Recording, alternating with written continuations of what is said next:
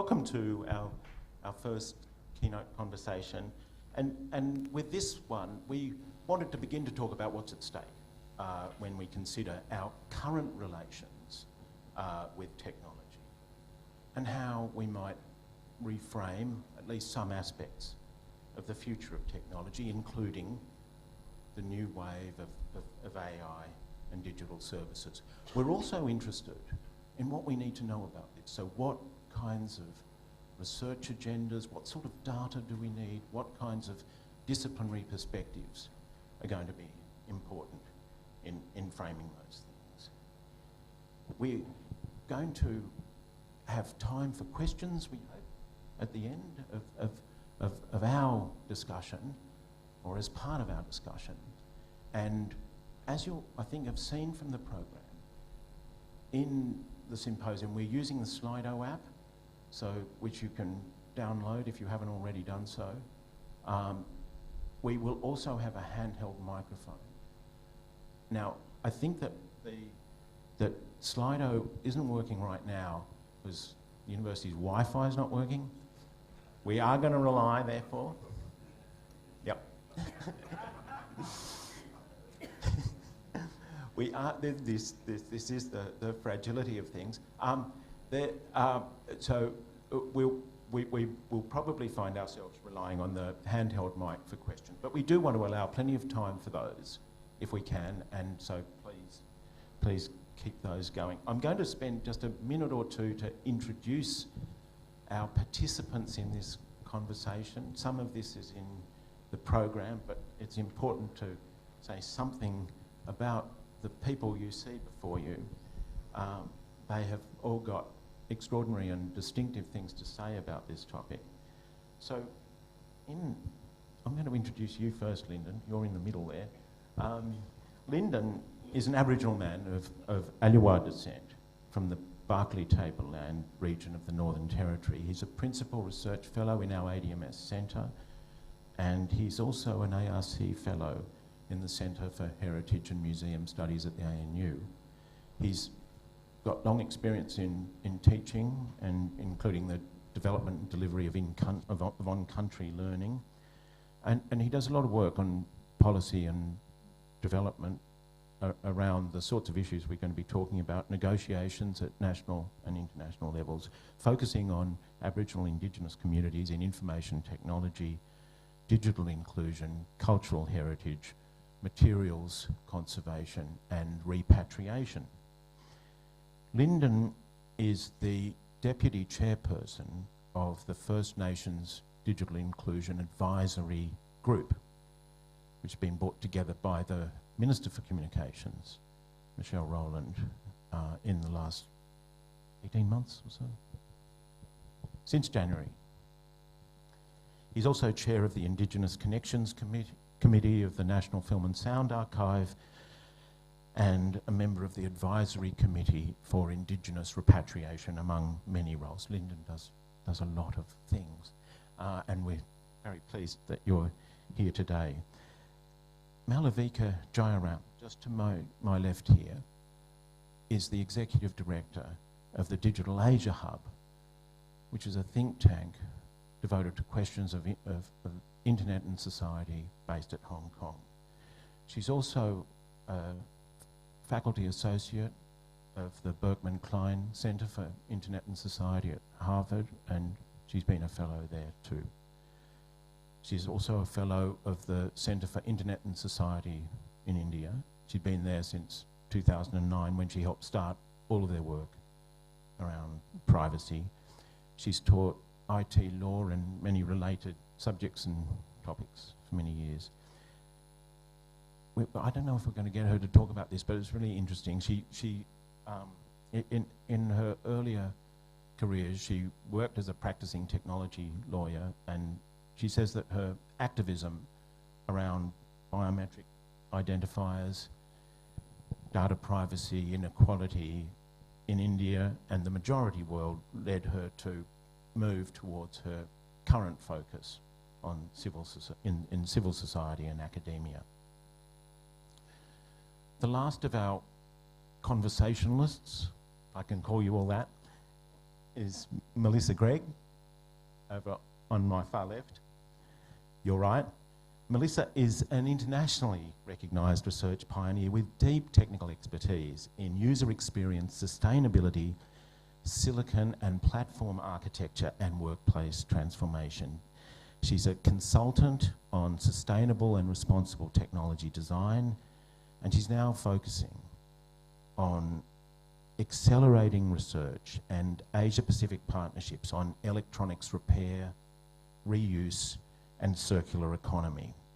This is a topic we're going to come back to at a later point in the symposium, but she's also doing quite a bit of consulting and other work and training on sustainable and responsible AI.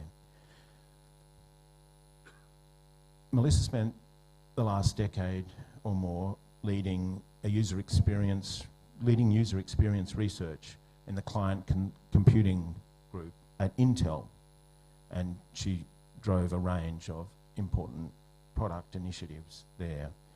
Before she was at Intel, some of you may be aware of this, but she did have a former life as a humanities scholar here in this country. She was on the faculty of the Department of Gender and Cultural Studies at the University of Sydney.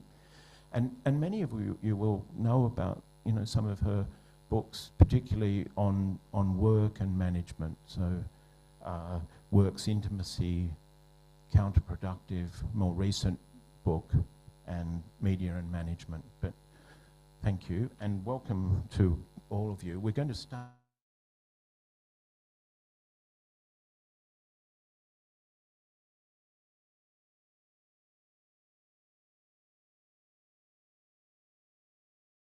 in doing, especially for the First Nations Digital Inclusion Advisory Group. We're interested, I guess, in why technology and culture are so critical to the First Nations Digital Inclusion Advisory Group, and maybe you'll tell us a little bit about something called Outcome 17.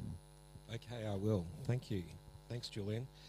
First of all, I'd like to acknowledge the traditional owners, the Wurundjeri people of the Kulin Nation, pay my respect to their elders past, present and emerging, and also thank everyone on the ADMS team that I work with, and many are here today in the audience, and also acknowledge Linda Barwick, I've got a bit of feedback, who is here with us today, who I've worked with on and off over a number of years in various capacities, and in particular with our work in White Air in the Northern Territory. But I'm just going to start, is that feeding back still?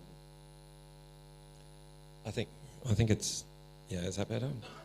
Okay, I'm just going to start by telling a little bit about the advisory group, which was established by Minister Rowland. So it's called the First Nations Digital Inclusion Advisory Group, and all members are First Nations, and we are supported by an expert panel, and the expert panel is drawn from industry, including Telstra, NBN, and a group of experts, including Daniel Featherstone, who is the principal researcher on the Mapping the Digital Gap project, which I will come back to later. So the advisory group's purpose was to advise Minister Rowland on a new Closing the Gap agreement, which was called Target 17, which aims for equal levels of digital inclusion by 2026 for First Nations people. This advice is informed by our understanding of the best available data and evidence, our engagement with communities and stakeholders, and our lived experience in digital inclusion in different communities across Australia. And our focus has really been in the first 8 months since we delivered our first report, is really in regional and remote and very remote Aboriginal and Torres Strait Islander communities. So in the bigger picture, Target 17 aims to achieve an outcome where Aboriginal and Torres Strait Islander people have access to information and services, enabling participation in informed decision making regarding their own lives. And that is also, we're also looking at how remote Aboriginal communities get access to news and information services as well. And part of our work is also being informed through the Australian Digital Inclusion Index, the ADII, and the First Nations portal, which has just been developed this year. So previously we've had very little data under the Australian Digital Inclusion Index around First Nations people, because of the low response rate to that national survey. And so through the Mapping the Digital Gap project that I'm also a researcher on, we've been able to undertake quite a number of surveys, I think 550 to date, which delivers the ADII national survey. And so we're starting to get a picture of how digitally excluded many Aboriginal and Torres Strait Islander communities in very remote Australia actually are. So with the government's commitment now to target 17, we, as the advisory group, see connectivity as no longer a luxury, but a lifeline for working, learning, keeping in touch and accessing essential services. For First Nations Australians, digital connectivity and technology can help promote and preserve our culture and language and support our ability to live and work on country. Just last week I was at the Aboriginal Economic Development Forum in Darwin, and we heard from small businesses right across the country, and those in particular that want to continue to work and develop businesses on country, that being connected is actually essential these days. And without being connected, it's often very difficult to run those businesses on country, including areas such as tourism, artworks in terms of remote art centres. And we saw with COVID that as people switched to online, and they didn't have the visitors through tourism and or purchasing artworks and other activities on country, that there was a great dip in the remote Aboriginal economy. And so we also have seen that digital inclusion is very essential for those sorts of things. So when we think of technology and the digital divide, we tend to focus on technological types such as connections rather than the people who rely on it. Closing the digital divide is not about the latest and greatest tech, nor is it about forcing people online. It's about ensuring everyone is equipped to gain the benefits of an increasing digitally connected world. And I guess one of the things that's come out of some of the research, including with the work of the ADMS Centre, is that there are over 600 remote outstations and communities that have actually no telephony at all. And many of those do not have an internet connection, whether it's through the NBN Sky Muster via satellite. So the advisory group has a strong view that digital inclusion enhances many human rights and should be one of itself. The internet vastly expands the capacity of individuals to enjoy their rights and freedoms and expressions, and it also assists in boosting local and regional economies, but also plays a pivotal role in social and political development and contributes to the progress of humankind as a whole. The advisory group have provided our initial report to Minister Rowland, and you can find it online. The initial report is based on 3 themes. Delivery of services. We looked at 3 themes that are under the ADII, which is access, affordability and ability. So what we've found through our first report, that access is important and that there are many regional remote communities that actually do not have access to the internet or to telephone services. And so we've encouraged in our report and recommendations that the Minister works with telcos, Telstra and others to get on board and try and close the gap. That's also working with new technology groups such as Elon Musk's Starlink and low Earth orbit satellites, which may provide a quick fix connection with high speeds. And I'll come back to talking about LEOsats later on as well. But that's just sort of a brief introduction to the sort of work that we've been doing. But I noticed today that there's no internet down here, so you'd imagine that, especially being in a community and not being able to access internet. And for on-country people, it's very important. So I can go into a lot of issues around the pros and cons of having access in regional and remote communities. But well, and the else. ways in which communities may seek to control that access themselves. Yeah. So one of the things that's coming up recently is the NBN have been putting in communities of fixed Wi-Fi service, one single point Wi-Fi service in over 102 communities. They're going to add many more to that list so that people can actually have some level of connectivity.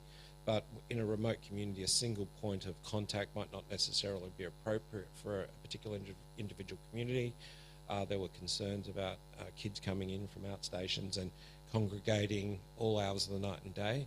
So NBN have been working with individual communities so to give them some sort of control over the internet. So I can give an example of potentially on Ereb Island, there was the kids had run a muck at the council, so they switched the Wi-Fi off as punishment for a week. And so things had settled down, and then everyone was well behaved around around accessing the internet. But also being able to have that control over it and where kids are congregating. But there is a move not just to have a single point of access, but to have a community mesh, a Wi-Fi mesh across the community. There are some good examples, and Julian's been to Columbaroo where there is a Wi-Fi mesh with Optus, and so they've also got point-to-point telephones in the house that they can use. So individuals can actually make and receive phone calls in their own home and access the internet. So these are some of the issues that have come up around access, but also there's a huge issue. Is my 10 minutes up? Just take a little longer. So we've got some flexibility. So around the other issue is affordability, and from our Mapping the Digital Gap research, up to 90% of Aboriginal people in regional and remote Australia use telephones which are on prepaid mobile phones, so it's a pay-as-you-go system, and most are on Telstra because they're the only service provider in these locations, and Telstra has the highest, well, Aboriginal people and anyone on a prepaid mobile pay the highest per gigabyte for internet in the country. One of our recommendations is to work with the telcos to really try and bring that price down, but that hasn't happened. That's actually been an increase with a little bit of extra gigabyte, but I know Telstra have been working towards trying to address that issue, and I think it's really important that does get addressed. And so because your people, the poorest people in this country, are paying the highest per gigabyte, there's got to be a way around this. And there are a couple of organisations that have teamed up with a local Aboriginal organisation. So, for instance, through the Centrelink Centrepay system, that you could have your monthly telephone bill, monthly bill deducted via your Centrepay, for instance, rather than going in and topping up every fortnight $30 or $50, so that they can have a standard, $49 or $59 service that everyone else has.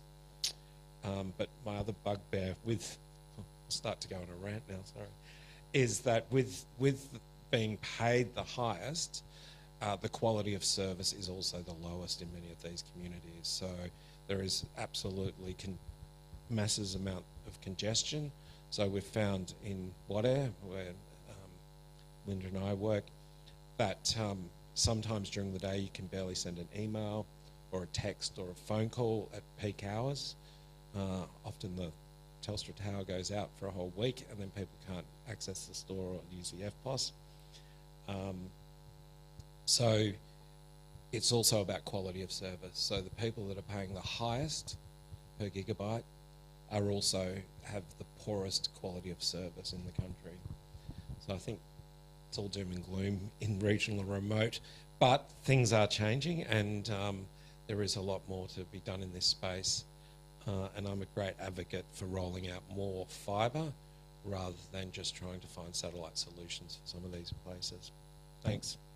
Thanks, Lyndon. That I think gives us a great overview of the sorts of issues and complexities which the First Nations Digital Inclusion Advisory Group is doing. I recommend that report to people.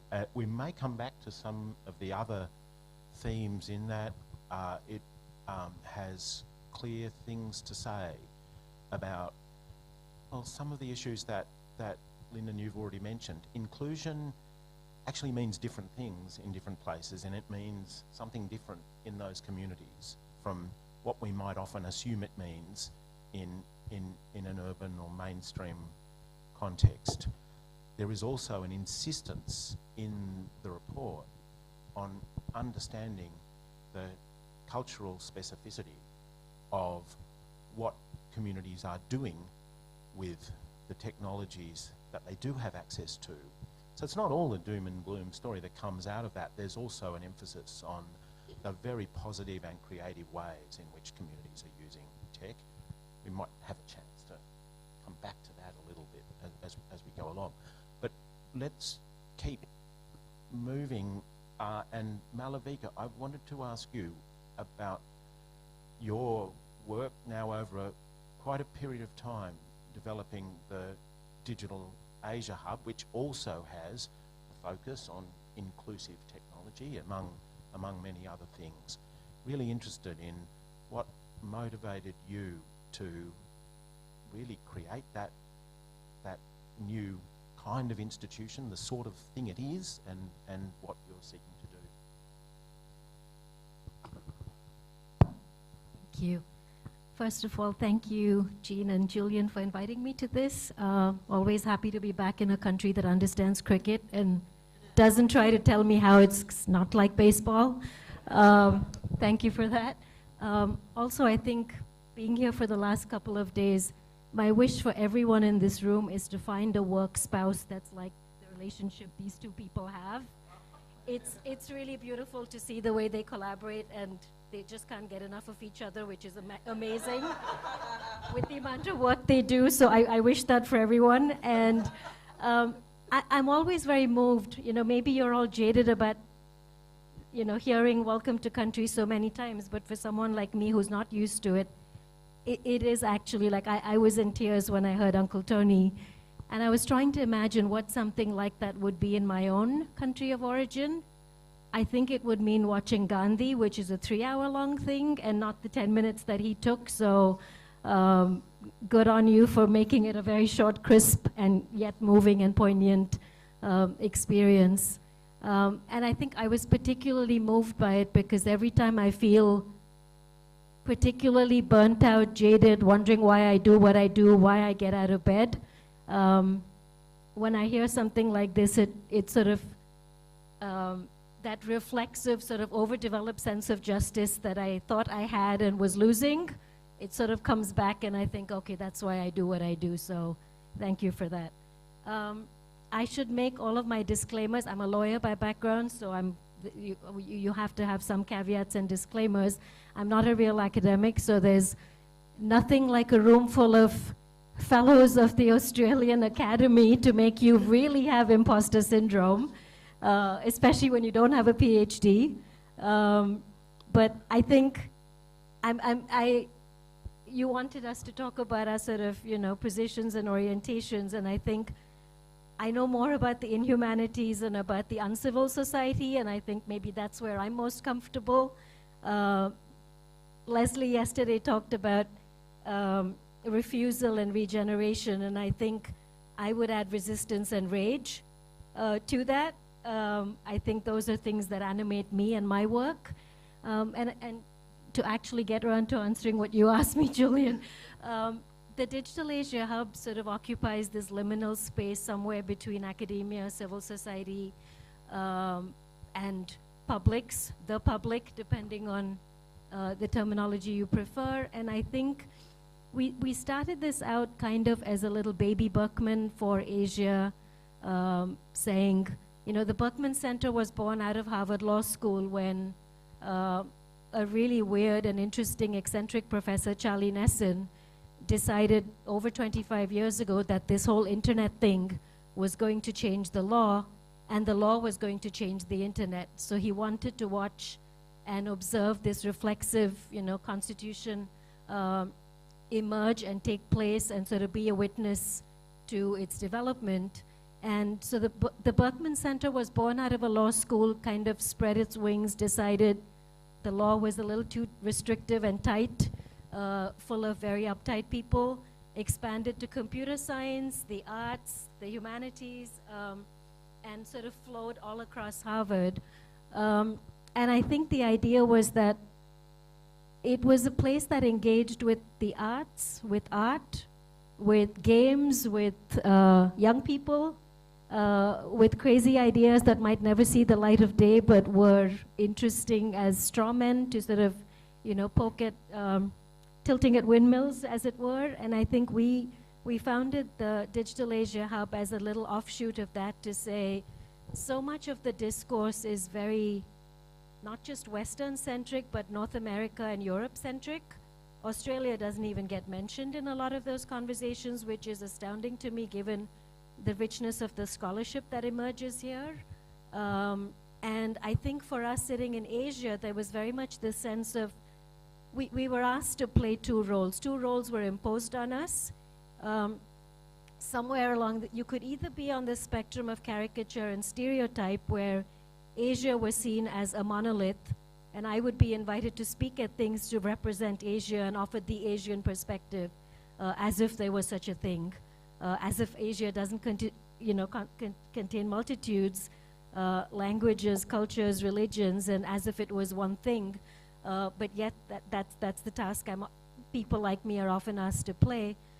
It helps if you're also female, and if you could be lesbian for the day, people are really excited.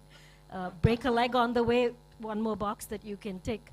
So on that level of sort of seeing Asia as in a sense of the other is a very helpful sort of device. On the other end of the spectrum, when people aren't trying to preach to you and teach you about, would you like to learn how the EU AI Act applies to your country? It's a very extractive, predatory end of the spectrum where it's, oh, so actually Asia is ahead of Europe when it comes to payment systems. Oh, maybe Asia is not as underdeveloped as we thought. Oh, you do have drones and you can actually pay for one lychee with WeChat, whereas we're still paying our landlord with checks in America. Oh, maybe development isn't what we thought it was. And maybe we can learn from you so we don't repeat the same mistakes. And it's often academics jumping into Asia, performing scholarship, bringing it back with no feedback loop to the communities that they extracted data and knowledge and expertise from, while still framing them as inexpert and indigenous and local and native in ways that are really demeaning and insulting. So I think the hub was formed as a sort of way of creating a more equitable conversation, not just getting a seat at the table, but actually being heard. Not being passive recipients of someone else's largesse or ideas of inclusion, but actually kicking and screaming, like sitting there and saying we actually have things to say that might be worth listening to. And yeah, so I think we were trying to rebalance those conversations and just rethink ideas of privilege, I think, and power. And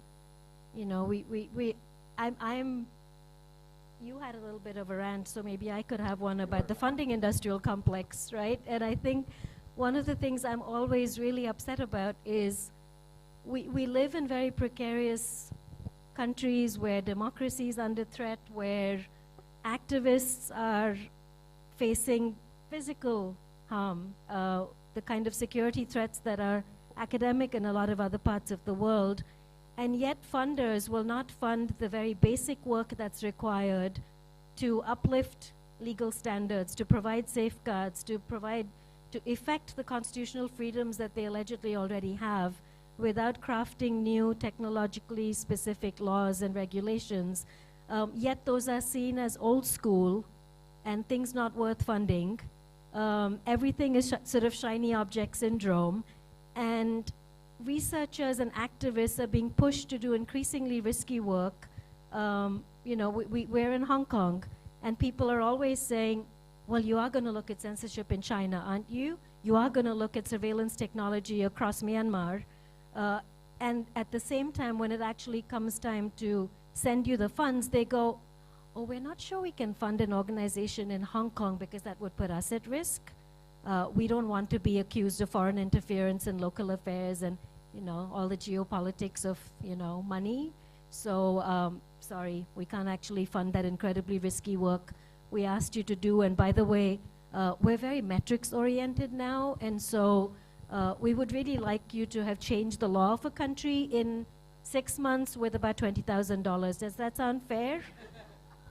So I think, part of the reason why the hub exists is to sort of be, Americans have this wonderful phrase which always annoys me about making space. It's so well-meaning and intentional that it drives me crazy, but I think in a very non-pejorative way, we are trying to make space for these conversations, for the people who feel left out, for all the outliers, the edge cases, the crazies, because they need a home too, and it doesn't have to be an asylum. So yeah, I think it's just a place to play and experiment and see what emerges. That was kind of our thinking. Great explanation. I'm wondering, would it be possible now to create what you've created, what you began that time ago, before, 10 years almost, going back? I think people are creating new think tanks and organizations all the time, but I think they're increasingly forced to create different legal structures and be based in the Netherlands or in Australia or find other places, because I think just as, which email service provider you use very much depends on your threat model. In some places, your government is the enemy. In other places, Google is the enemy. I think it's the same with the kind of work you want to do. For, if you want to do digital rights work, Taiwan may be fantastic because it's sort of on the cutting edge of a lot of, human rights preserving, privacy preserving, freedom enhancing work.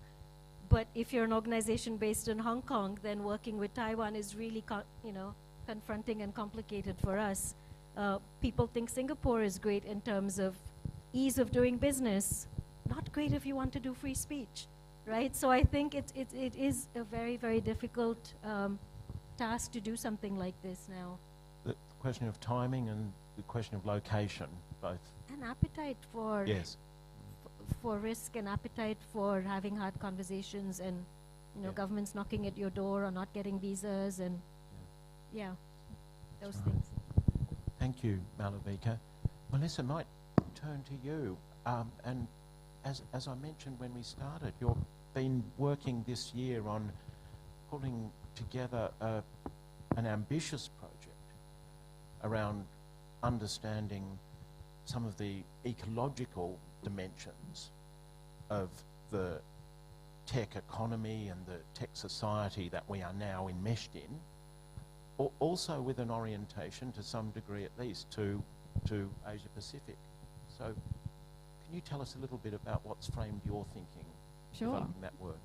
I can do that. And just sitting here listening to the different ways that people have positioned themselves in country and in land, I'm also very conscious of how my perspective has been shaped by many of the fellows, either in this room or in the Australian Academy more broadly. I came into tech through ethnography. So I learnt to do fieldwork research as an ethnographer on an ARC grant through the Centre for Critical and Cultural Studies with Graham Turner, who's here. And I also learnt a lot of the skills of empathy and affect, which is what my area was as an academic in gender studies. I used that language and that literacy to adjust to the new location I found myself in, which is Intel Labs in 2013. It was a huge, bustling hive of activity for human-centered design and research under Genevieve Bell's stewardship. And what I was very excited to do was treat this as an ethnographic experience. So what would it be like to understand the place where the technology is designed that I had been studying as an academic, looking at the impacts of that technology in society when it gets to an end user, as they're called in the business. So I've spent 10 years learning how culture works within the companies that make this technology. And one of the things that stuck with me since I've left is everything comes back to hardware. All of the conversations we're going to have over the next couple of days are going to be very much informed by the software application of technology, what is designed to run on silicon.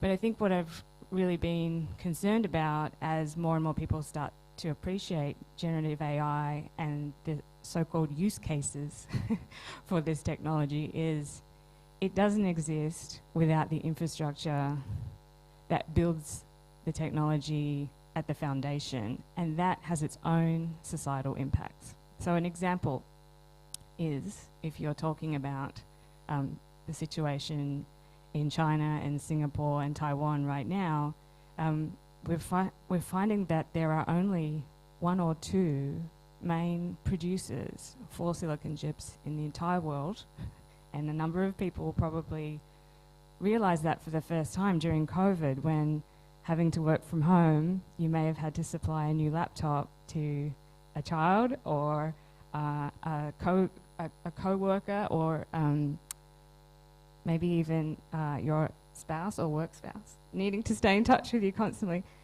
And so the supply chain for silicon was choked, partly because there's just so many chips now that are in things that aren't computers. So all of the ways that forecasts had been planned for the kinds of chips that we were working on at Intel had been assuming a status quo that would never be disrupted by a virus or what I'm now working on, which is climate.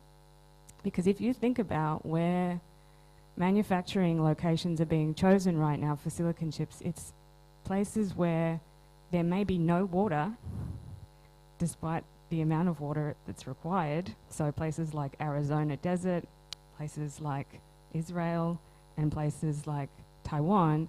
But the sacrifice of consumer water is being seen as a fair enough gamble to bet on, because it's safer than placing a silicon chip factory in an earthquake zone. And so these are the sorts of calculations that are being made in the financial planning and strategy locations for these companies. And what it means for communities is what this series is designed to explore. So the fact that in Arizona there's not going to be more housing development approved because there's not enough water for people who live there in the projected scenarios of who will be working in the factories that get priority over water rights. That's not even to mention the water rights of Indigenous people who are also not getting access to their own waterways. And I think this series is really designed to try and get humanities and social sciences back into the conversation about the societies being built around hardware as much as software. So what we've been doing over the last 6 months is holding events that look at each step of the supply chain for developing technology. So whether it's the point of production, looking at the manufacturing and assembly of chips themselves and then the devices that go into those chips, what kinds of jobs come out of that? Where are they located? And what are the kinds of societies that are being built? If you look at a Foxconn factory, for example, where hundreds and thousands of people are moving from the countryside to work in dorm conditions to assemble the chips and then the systems that go out to be the latest and greatest AI product in a launch for a California-based company, their experience of agency is extremely different, and their experience of working in tech is very different. So we're interested in featuring some of the scholarship that has been focused on that experience over the last decade or so, because the other thing you learn when you work in a manufacturing company is it takes 5 to 7 years to get that chip from conception to launch. So when the Intel chip is released in December, which has new AI capabilities, I was in the arguments around the table with the engineers fighting over those features, 3 to 4 years ago. And the kinds of conversations that humanities trained people can influence in those rooms are about what are the perceived applications, who will benefit from this, and whose experience is being privileged in making those decisions. So a second aspect of this series on electronics ecologies that I'm really interested in is whose voices get heard in making those features the standard for everyone, like universally across the world. Because if you're trying to access the internet in a remote part of Northern Territory or Tasmania, where I'm from, you're not really interested on how fast this GPU can go to design a wonderful poster image necessarily. I mean, it's not as if anyone should have a hierarchy of needs in this situation. You're actually just wanting it to work and you're also wanting to get some basic training in Microsoft Word probably, or Google Docs, because that's been foisted on you and it's free. So the things that matter when you're a new user for a product who's never had a history of computing, and what the standards are that are being set by engineers obsessed with high performance compute, as it's called, they're vastly different. They may as well be different populations entirely. And so the work that anthropologists and social scientists and affect theorists do is draw this to people's attention in the concept and design phase. But we need more help with that, because it may be second nature for people with our background to think about the fact that computing is not the same for everyone, and inclusion will require different features and guidelines. But what I'm really interested in too, focusing on the Asia Pacific, is how vast the economy and ecology of technology use is when you don't focus on the latest and greatest chip. Like the secondary market and the reuse market and the informal trade economy around used PCs and the parts that go into computers and phones that get shipped back to the Asia Pacific region that become the livelihoods for other kinds of workers and business entrepreneurs. That's also super fascinating for me.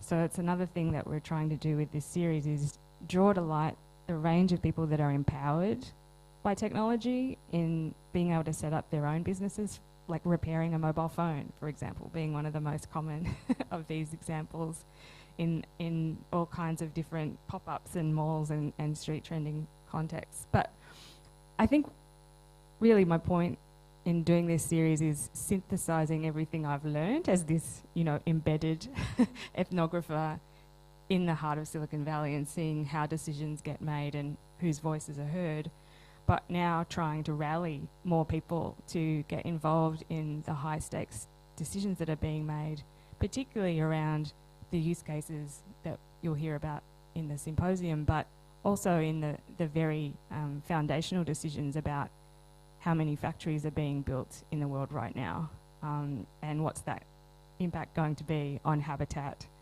on waterways, on the quality of air and the quality of land that people and other species will be trying to live on as this becomes the basis of the economy.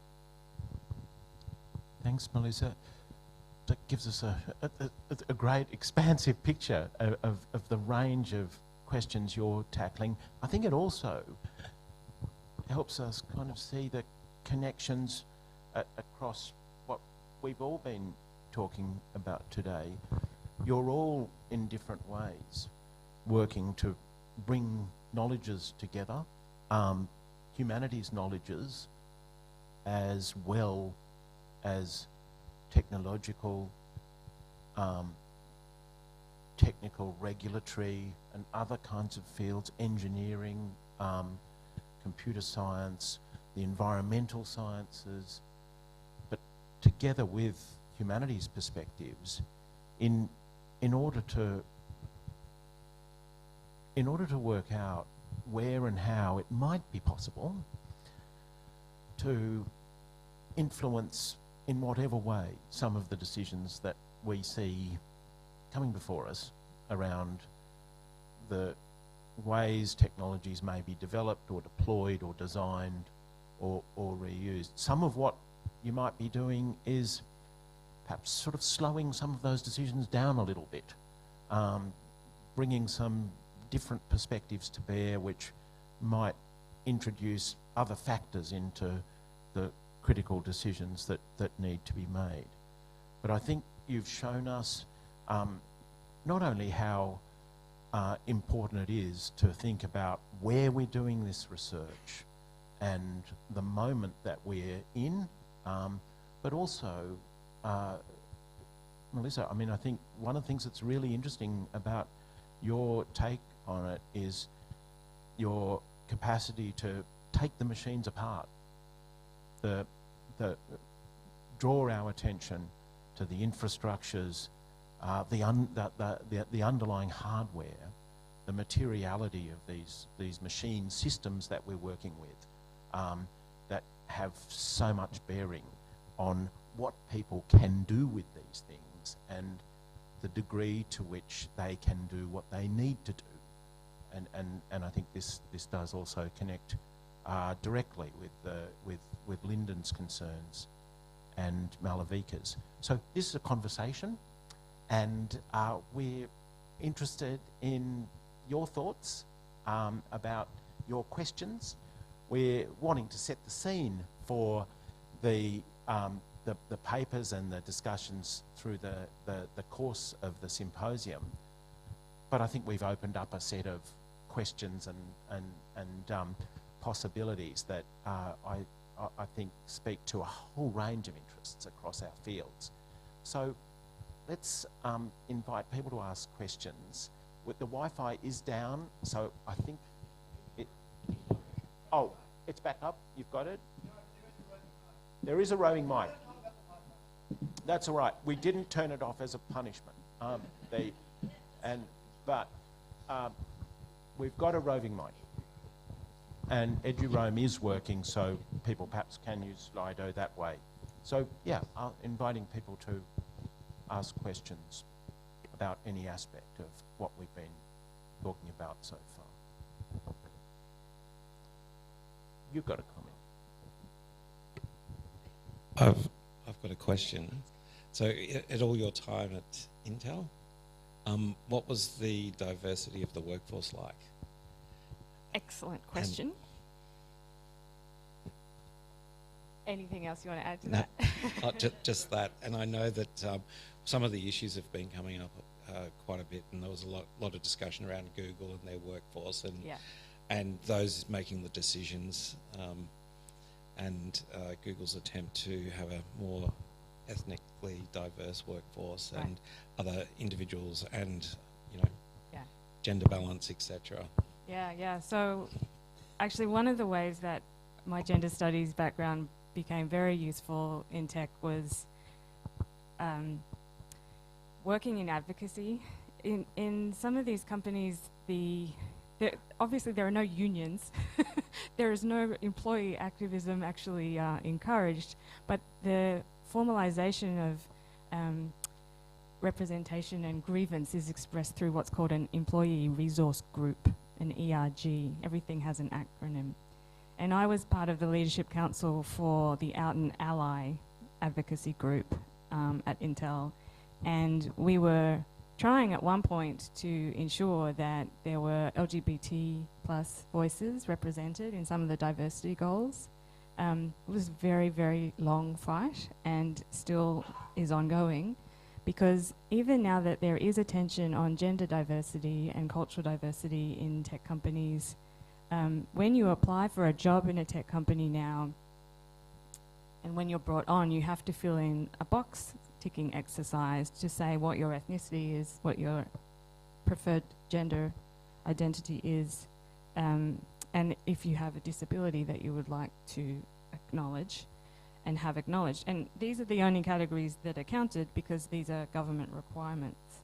The improvement on gender diversity was real during the time that I was there, but it has not been sustained.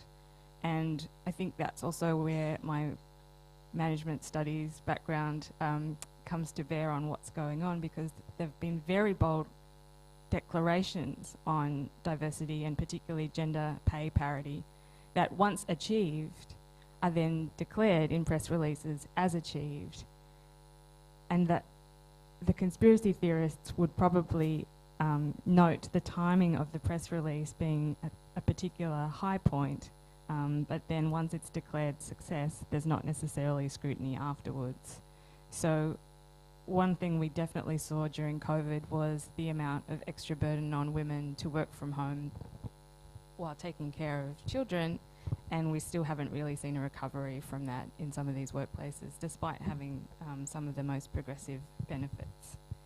I think the thing that is still extremely stark and concerning, and I wish I could have done more is the number of technical women in leadership roles. So a lot of these companies will optimize their numbers by hiring many, many more women in fields with greater representation, like marketing or finance or different forms of sales. So again, the management tactics are quite sophisticated to meet targets. Can I ask a little follow-up question about that, just while you are all thinking about what you want to say or ask?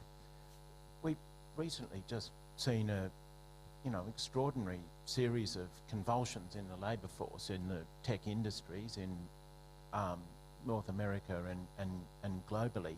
How has that played out, particularly for both the people that you're talking about, those questions of diversity and gender balance, but also these issues we've been getting at around what sorts of knowledges are around the table when decisions are made?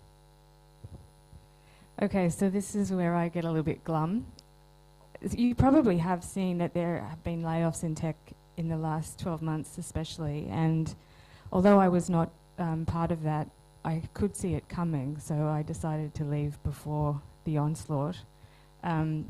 Unfortunately, what I realised once I left was the particular areas that were targeted a lot were in the fields that we represent. So what is called user experience research, what is also called ethics and responsible strategies for new technologies, including AI, and my new area of passion, which is sustainability. So I would go to look for a new job in this context and find that the people that I knew had also lost their jobs.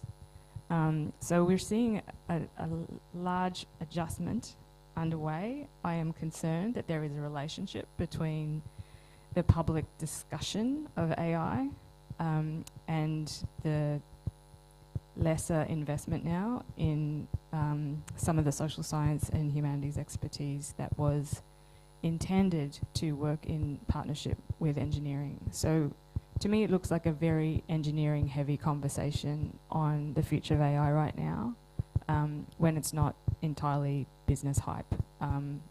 I think we all know how to read business hype. There's even, McKinsey diagrams that chart how you can predict hype cycles, and Gartner and other consultancies make a lot of money predicting this for companies too.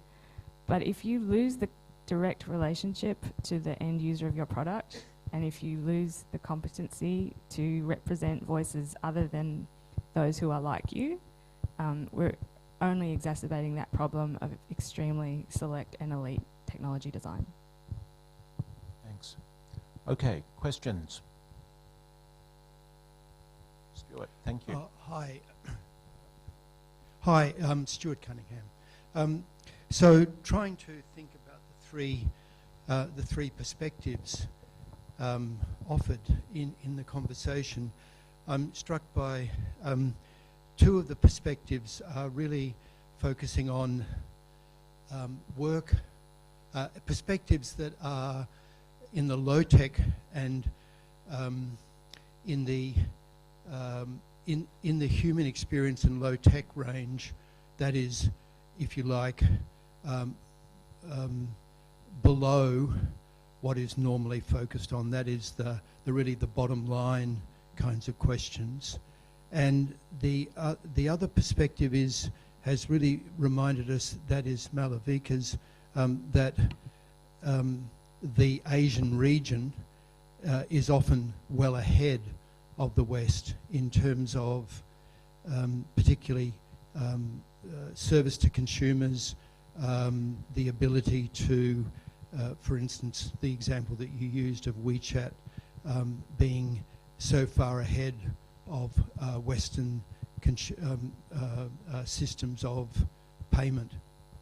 So I suppose the question that I'm trying to say across the three of the speakers is there the space for humanities and social science perspectives rely both at the level of innovation that is beyond the Western norm and below. I know that above and beyond, below are not the right terminology, so I'm really reaching for the metaphors here. But there's space at the innovation end as well as at the bottom line human needs end of the spectrum. And I'm interested in whether you think that is a broad sense of the space available outside of technological determinism for our contributions.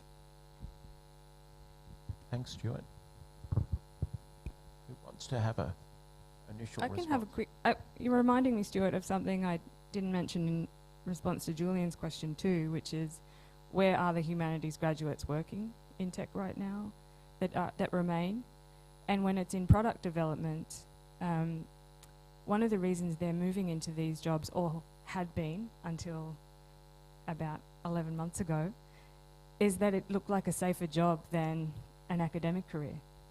And so we've had a number of us who've taken this move into industry with an academic pedigree have had to do a lot of coaching of people who want to make their research relevant to tech in exactly that way that I mentioned. Like you want to be in the room to help make better design decisions. But in the service of, immense college debt that in the US is crippling for people with our sorts of training, it looked like a safer job for the last 10 years to be improving a product that Microsoft is going to release, or to help Meta with its ongoing challenges, launching a universal brand for connection.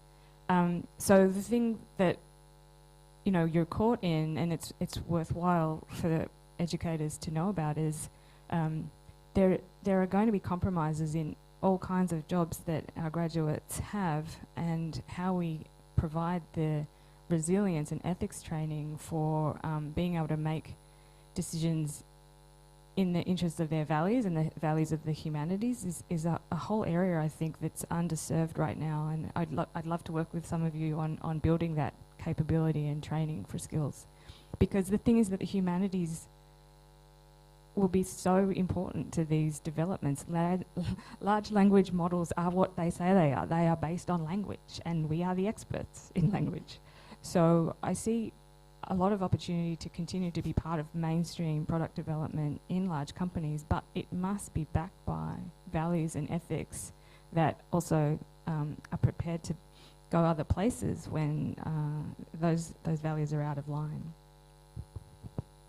And in terms of employment in tech and other associated industries, I think with better connectivity in regional and remote areas, in particular I'm talking about Australia now, it does offer an economy out there. So Telstra have just established a call centre on Palm Island, mainly with Indigenous employees. There is also another call centre Fujitsu has set up in Queensland, and apparently it's its highest performing call centre, the one in Australia, in Cherbourg. So there are pushes from industry, and I'm sure that some of these centres have been subsidised, but it's a start, and it's good to see that there is some of this economy moving out into regional and remote Australia, in particular the focus on First Nations people. And also, just on that, in terms of going back to the hardware, we're developing a couple of big service centres in Australia, and some contracts are up at the moment, in particular around defence in the Northern Territory and the defence one in Queensland at the moment. And I know that some Indigenous tech company has got a contract with them in North Queensland. So things are slowly moving, and there are opportunities from a First Nations perspective. Yeah, I think I would just add that I think the humanities is kind of the middleware that we really need in this space right now.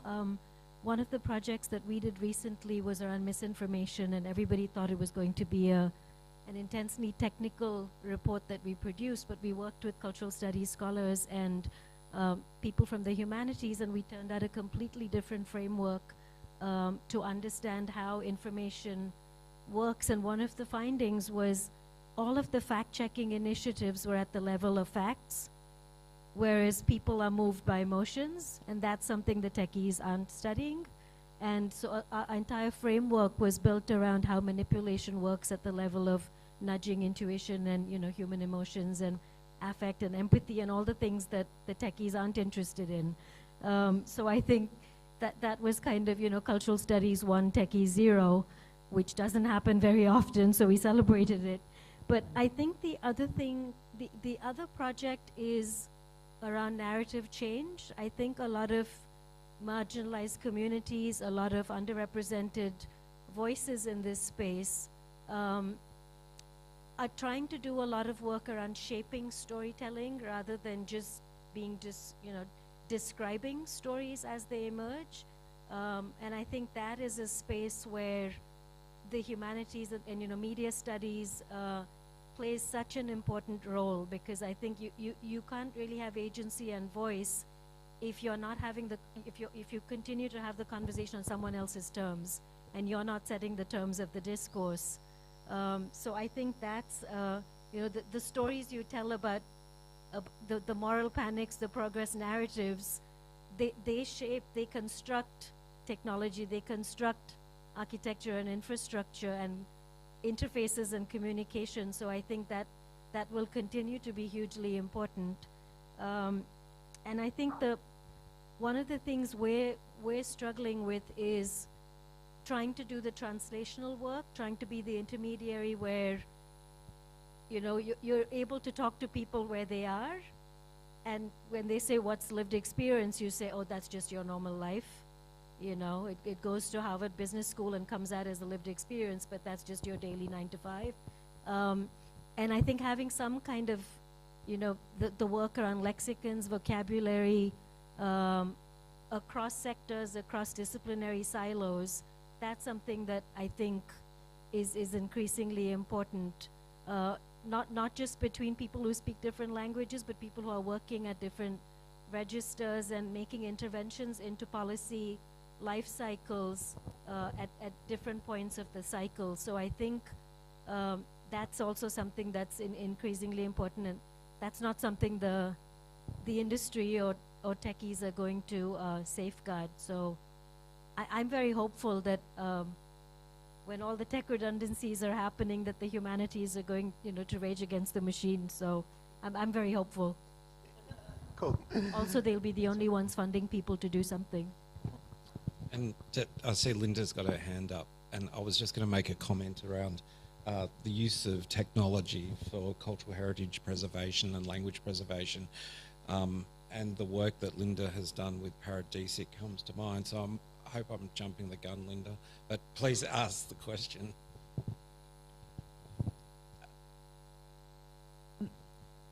Thanks, Lyndon. You were actually taking the words almost out of my mouth.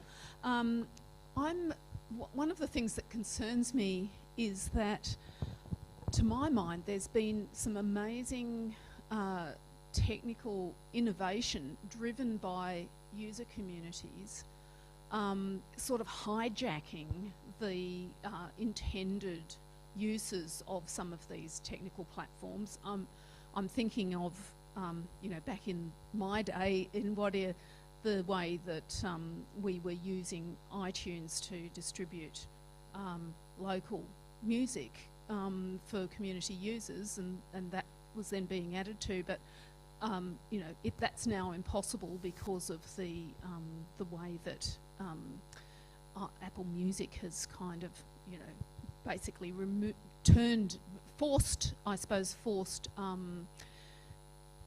everybody to go more down the commercial music rights management alignment. So, I mean, that's just one example of the way that I think that diverse user communities can actually drive innovation, and I'm concerned and interested to hear perspectives from everybody about what the contraction of services and the lack of recognition of the digital divide can have on the sorts of radical rethinkings that we need to actually address issues like sustainability, diversity, and emotional connections to technology. I'll just quickly respond. And not necessarily addressing your question in its entirety, but yes, as technology has and software has clamped down on things like the iTunes library and not being able to share things more readily, we've also found that that's also the case in terms of entertainment. People are going to Netflix, where in communities where 90% of the households don't have free-to-air access to television, they are streaming YouTube, for instance, for their entertainment, which then congests the lines, and the transformers along the way were never meant to take that much amount of data, so you then have to upgrade the transformers along the way, and the radio microwaves delivering 4G, especially when you're island jumping or out bush.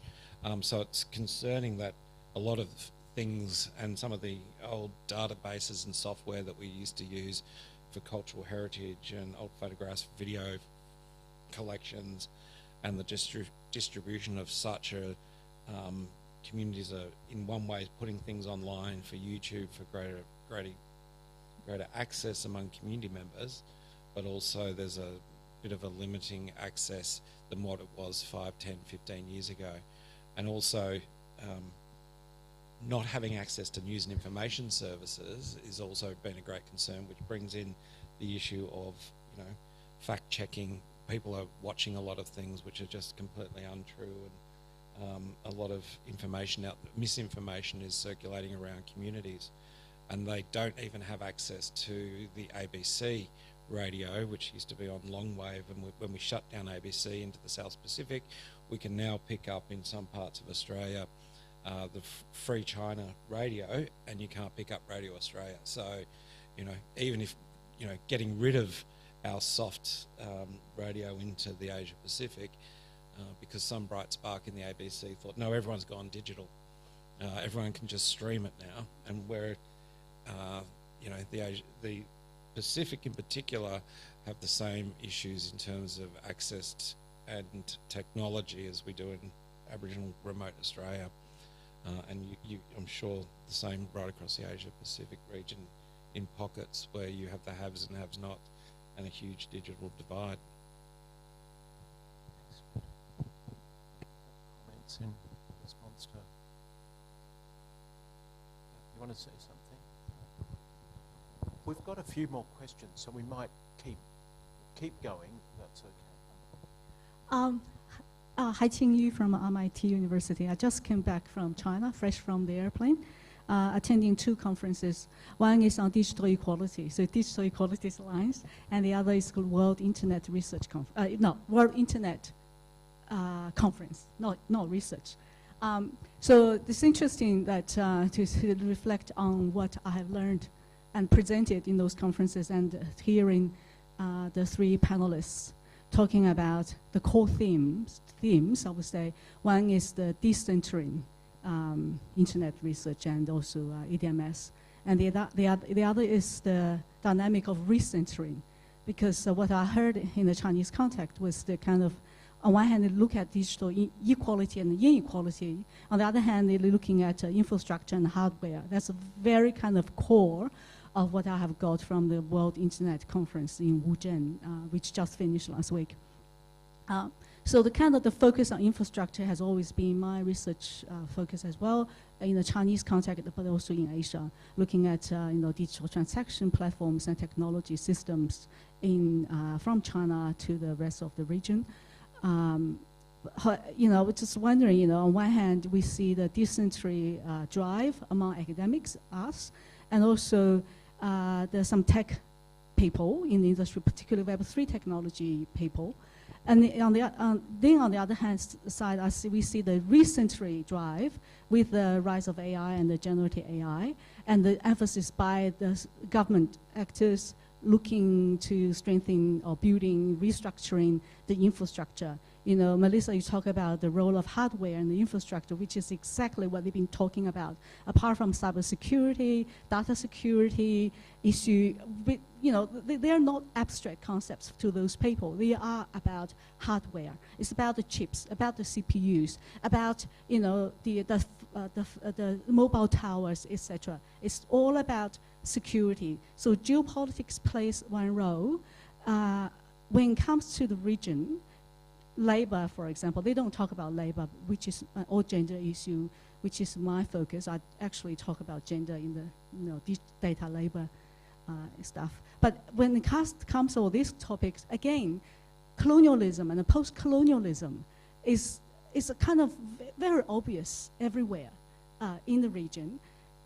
And then, as somebody who comes from Australia, which is not, you know, a kind of Asian, typical Asian country. It's a developed country which has a kind of interesting relationship with the region. You know, as Malavika talked about, you know, how the funding and the governance requirement can be restrictive for people who want to do interesting, challenging works. I was wondering, for you guys doing the, you know, work, that kind of work in the region, how do you deal with this kind of governance requirements at your institutions, ethics requirements, for example, funding requirements, and at the same time, you have to deal with the geopolitics, your identity politics while you go to the region. You know, how do you maneuver all this complex situation while continue to do meaningful, cutting-edge research? Thanks.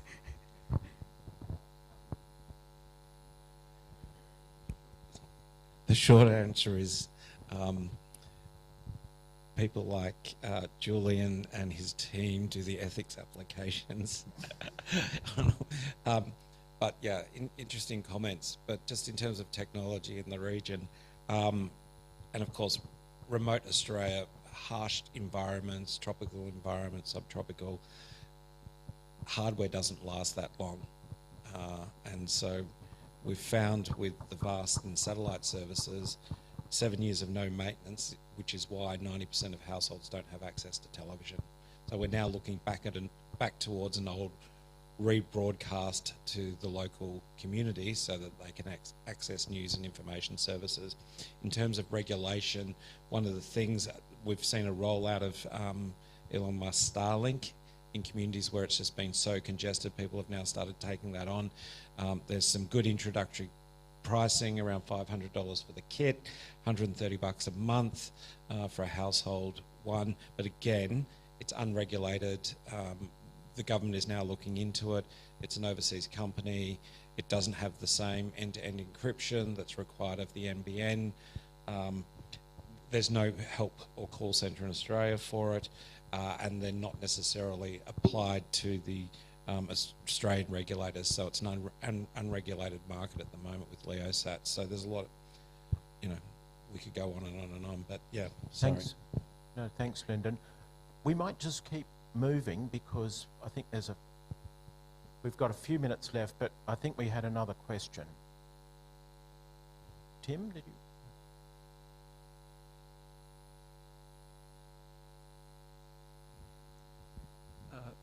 It's a question to Malavika, though it arises from a remark that Lyndon made when he said that the government was negotiating with Telstra about data prices. Government used to own Telstra. So my question is to Malavika whether Asian nation states that you know about, are they producing models for the relationship between state and private corporations that are different from those that we see in, you know, in the West, the North Atlantic West? I mean, the assumption behind my question is that these private corporations function as public utilities. So how is that conundrum being addressed by Asian nation states? That's a really big question. I think what I've observed is